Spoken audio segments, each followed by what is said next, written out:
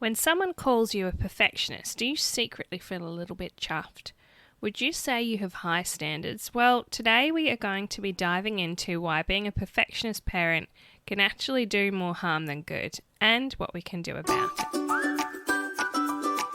Hi, I'm Brenda, and you're listening to the Little Kingdom Warriors podcast, where we help our kids discover God through play. Are you overwhelmed by the weight of your never-ending list of things to do, but desperately want to invest in your kids' faith life? Are you tired of the same old colouring sheets and seemingly lifeless Bible stories that you're even struggling to sound enthusiastic about? Well, I'm here to help. I'm a lover of all things creative, an ex-primary school teacher turned stay-at-home mum and follower of Jesus. Let's walk this path together and transform our kids' lives with new and exciting ways to explore the Bible and help them become God's little kingdom warriors. We might not have it all together, but with God, and maybe a strong coffee or two, we've got this.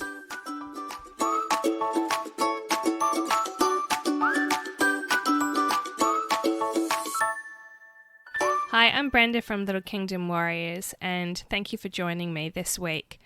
I am a self-confessed perfectionist, as I've mentioned before, and I think really lately I have started to realise that it does actually affect my parenting in quite a big way, and I've felt like there's been a bit of conviction from God about easing up a bit on it, because I feel like it can affect our kids, and that can actually be a bit of a negative thing. Recently, I was in Spotlight again, busy making a few things. I've got a baby arriving soon. My sister's having a baby very soon, so I've been busy doing a few little projects in the lead up to that. And the lady I was speaking to on the desk where they're cutting the fabric, she said, I can sort of tell you're a bit of a perfectionist, when I was telling her about the project I was attempting to undertake. And I did feel like a little bit chuffed. But, later in reflection, and I suppose there's sometimes where it's a good thing to have an attention to detail. But when it comes to our parenting, we're talking about kids who are learning all the time. And something that I have noticed is that my kids' spirit sometimes becomes a bit dampened when my expectations of them are too high. And when that's coming more from my own issues with perfectionism rather than necessarily trying to train them up to be a really good follower of Jesus. So today I have a few tips for you on how you can get around being too much of a perfectionist parent, and how we can start to focus more on the good than on the bad as a perfectionist.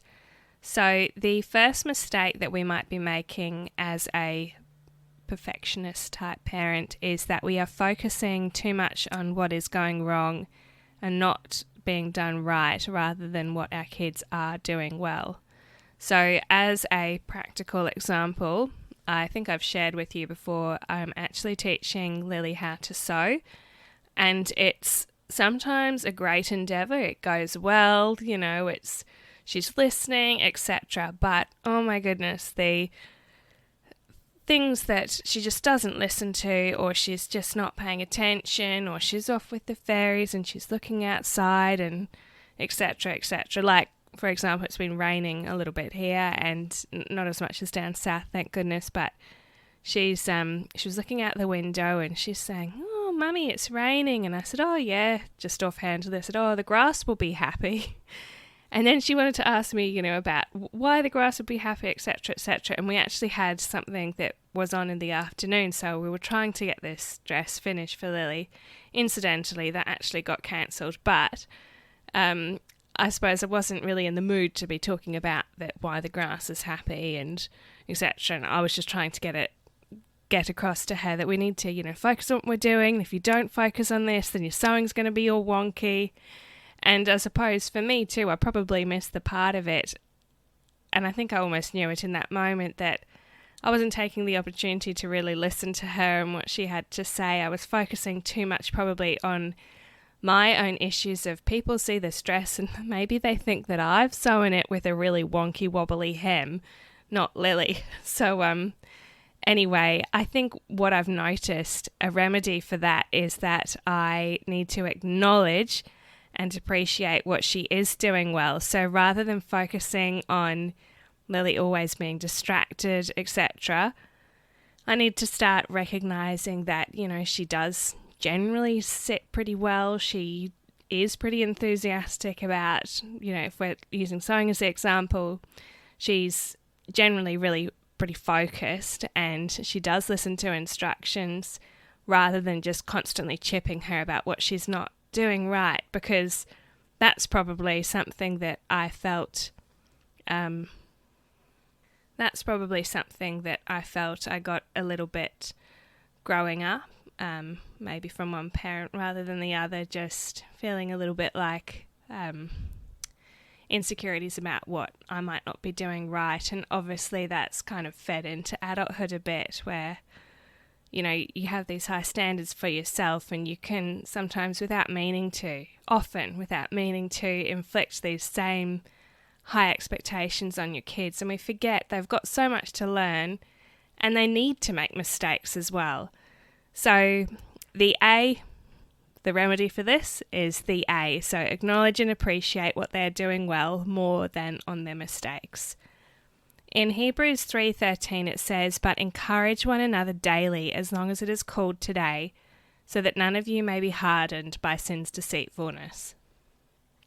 Particularly as kids, it's easy to end up discouraging our kids if we come down on them too hard, and I've been realizing that for myself, that often if I am speaking too harshly to Lily and I'm not understanding that she's a sensitive little soul, she does become discouraged, and I don't want that to be a pattern that we continue. So I'm trying to work on encouraging her, and it's so nice when she has that little smile that, oh, Mummy recognised something good I did. Like today, my little 2-year-old Hugh, he's a little bit what we call hangry in the mornings, hungry and angry. So angry because he's hungry, and he's just not that great to be around in the morning. I don't think he's a morning person. He wakes up grumpy, but Lily, on the other hand, generally always wakes up happy. And today I said, Lily, do you know, it's so nice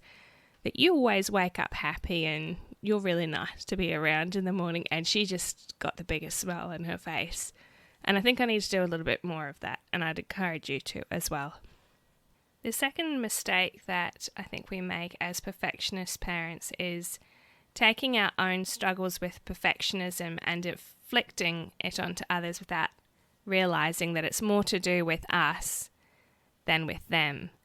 So for myself, I've started to realize that sometimes it's because I so desperately want my kids to, I suppose in a way, be recognized for being well behaved, and I suppose that probably comes back to a reflection on how I've got these perfectionist sort of ideals up here where I want to maybe be seen a certain way, and I'm not realizing that it's not necessarily to do with my kids. Sometimes it's more to do with me and my own issues. So that's something that I need to consider. So that's the next acronym. So the acronym is ACT, A-C-T. You like how I made it a word? Anyway, so the C stands for consider. So considering, is this more to do with me than with my kids? The T stands for train. So as a perfectionist, we often want to intervene on our kids' behalf when we see that they're about to make the wrong choice. So as an example, let's go back to sewing again. Sorry, you'll be so sick of hearing about sewing by the end of it all. But it's just a great example on how many times this perfectionist sort of thing creeps in. I don't mind if the hem's wonky, honestly. Anyway, so something that I've been trying to do is to actually let Lily make mistakes. And gee, it's annoying because then I have to help her rectify the mistake. But it's better that she learns in a safe environment, and as a whole, for us as parents, we need to allow them to fail. We need to allow them to fail where we are able to catch them and redirect them in a safe place at home, redirecting them in a godly way. It's a perfect opportunity to train them up in the right way. I read up on the definition of what it means to train, and it says to teach a particular skill or type of behavior through practice and instruction over a period of time. So for me, when you think about training, I suppose I default to thinking about sport. But training involves making mistakes. So often, say if you're doing soccer training or something, or I used to play netball, you do a whole bunch of different scenarios and you sort of work out where the mistakes could be in your plan, your game plan. And with us as parents, we have got to allow our kids to make mistakes. They're going to learn from the pain of making mistakes, and it's so difficult to do as a perfectionist because you sort of just want to step in there and be like, no, this is the way you want to do it. But they've got to learn how to fail to be able to learn from that and make decisions in their own strength as well. So when we've been sewing, if Lily's not concentrating, sometimes she has had to learn the pain of unpicking if you're not concentrating on what you're doing. The pain also of consequences, so following through as a parent, not always stepping in when we can see that they're not going to do what we've maybe asked them to do. So for us, like when we're tidying up, I sort of said things like, okay, well, if you haven't tidied this up in X amount of time, then we're going to have to donate it to the op shop. And, they will start learning eventually. It might take a little while, but they're soon going to learn the consequence of if they don't follow through with something we have asked them to do. The consequence is they're going to lose the toy. And it's so imperative that they make these mistakes while they're little, and they have the opportunity and the atmosphere that we are creating for them to be able to make mistakes and know that we can help them get back onto the right path and we are not constantly intervening on their behalf. Because if we do that, they're going to end up getting into the big wide world and they're not going to know or even have the boundaries to be able to put into place. And making a mistake in that sort of situation could be a lot more dangerous than if we'd allowed them to simply make mistakes as they were growing up and to be able to learn from them. So I'll leave you with this verse which says, "Train up a child in the way he should go, and when he is old he will not depart from it." Proverbs 22:6. So I think that we are probably innately doing this anyway as parents, but we need to remember that these values that seem quite insignificant right now are all little seeds that are being sown along the way to hopefully lead and guide them to a place where they come to accept Jesus as their Lord and Saviour. So as we wrap up this episode, I just want to quickly go over the acronym ACT, which we talked about today on overcoming perfectionist as a parent. So the A stood for acknowledge and appreciate what your kids are doing well more than focusing on their mistakes. The C stands for consider. Is this to do with me rather than my kids and my own expectations of myself? The T stands for train. So training a child up in the way they can go and remembering that we need to create a safe space for them to make mistakes. Thanks so much for tuning in this week. I hope you got something out of the episode. And if you did, I would love it if you could leave me a review. It only takes a minute. If you just scroll down to leave a review at the bottom of the podcast episode, that'd be fantastic.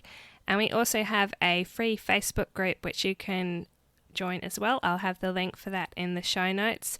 I think I've renamed it now. It's called the Christian Parenting Community by Little Kingdom Warriors. So the link directly to that will take you over to the group on Facebook. Thanks so much for listening, and I'll talk to you next week. See ya. Hey friends, if this podcast encouraged you or made an impact on you in some way, I would be so grateful if you could take a minute to leave a review to help other people find my show. Don't forget to click subscribe so you are the first to know when a new episode airs.